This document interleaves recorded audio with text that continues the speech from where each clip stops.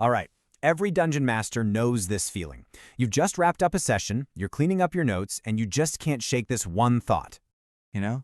You laid out this beautiful trail of breadcrumbs. It was perfect, and your players just walked right past it. Didn't even notice. And you start playing it back in your head. You can hear yourself saying it. The NPC delivered the line, the detail was in the room description. You know for a fact you said the words out loud. I mean, from your side of the screen, with the whole plot laid out in front of you, it felt like it was written in giant, flashing neon letters. So what gives? What went wrong? Well, here's the thing. This isn't about bad players, and it's not about you being a bad DM either. It's just a communication problem, a breakdown that happens at almost every table. So today we're going to figure out how to fix it for good. The whole issue really starts with this invisible wall between your reality as the DM and their reality as players.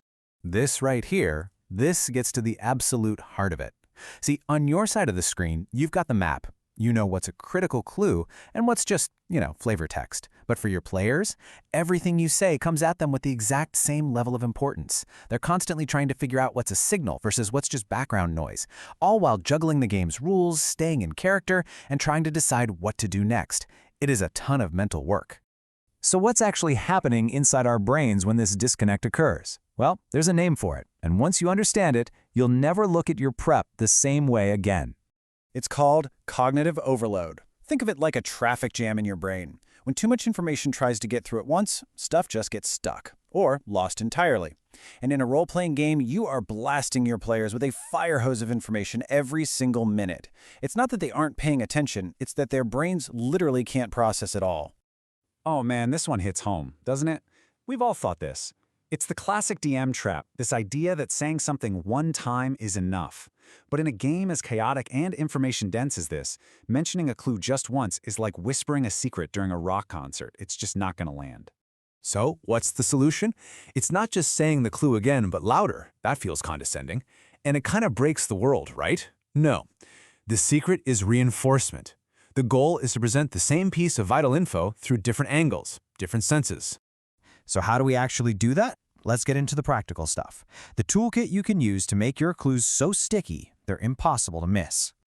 We're going to focus on these 3 core strategies. Each one is designed to hook into the way players actually think and play at the table. Let's break them down one by one. First up, tie your clue to a choice or an action. Look at this example. The before is just passive description. A strange symbol on the wall. Okay, neat. Maybe they write it down, maybe they don't. But the after? The symbol is carved where the door mechanism should be. Boom! It's not scenery anymore. It's an obstacle. It's a puzzle. It's something they have to deal with, which makes it instantly important. Okay, technique number 2. Repeating the same clue through different lenses. Let's imagine the critical information is, something is wrong with the old well. Our first pass, our first lens, is through simple description. You show, you don't tell. The innkeeper's nervous twitch is that first little hint. Now, we add a second layer. An NPC just comes right out and says it. This is the same core clue. The well is a big deal, but it's coming through a totally different channel. For any players who might have missed the subtle body language, this is way more direct.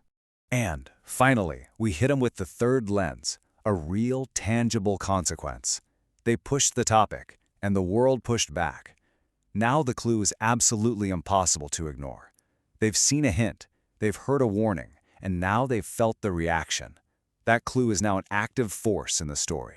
And our third and final technique is all about motivation. Because let's be real, players are motivated to solve problems, not to listen to history lectures. The before example is a lore dump. It's background. But the after takes that same piece of lore and turns it into an active, dangerous crisis. Now suddenly, they want to know about those ancient ruins, because it's the key to stopping the collapses. So if we take all of these ideas and boil them down to one single, easy-to-remember principle you can use in your very next game, what would it be? This is it. This is the one you can write on a sticky note and put on your DM screen tonight. It's a super simple check you can run on any piece of information that you consider critical to your adventure. 3. That's it. That's the magic number. It's the key to making absolutely sure your most important clues will always hit their mark. Here's how it works. If a piece of information is truly vital for the story to move forward, it must show up in at least 3 different ways. Once as part of a description, once through an interaction, like talking to an NPC or finding a note, and once as a direct consequence of something the players do, or as part of a clear choice they have to make. And this is the mindset shift that will change everything for you. From now on, if you only set it once, you can't be frustrated when they miss it, because from their side of the table, it wasn't a clue. It was just set dressing. It was just part of the wallpaper. This rule redefines what a clue even is. So the next time your players stroll right past that crucial plot point, stop asking, why didn't they see it? Instead, ask yourself this question.